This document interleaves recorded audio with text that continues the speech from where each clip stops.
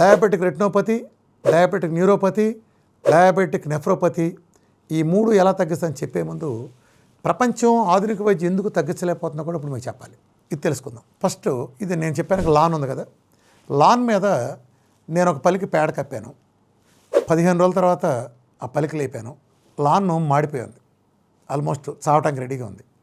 ఇప్పుడు నేను ఆ పలికి తీసి మళ్ళీ యథాతథంగా మళ్ళీ పేడతో అదే ప్లేస్లో మళ్ళీ కప్పేశాను.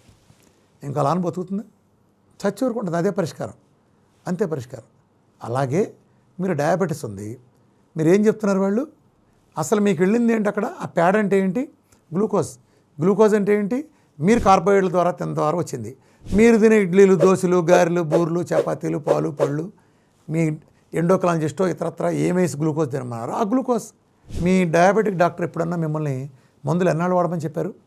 సచ్చే వరకు వాడండి అని చెప్పారు. మందులను బారేస్తారా? లేదు. ఒక పక్కన మీరు గ్లూకోజ్ ఇస్తున్నారు, అంటే పేడను అందుబాటులో వస్తున్నారు. 2 మందు ఇచ్చి దాన్ని ట్రాన్స్ఫర్ చేస్తున్నారు.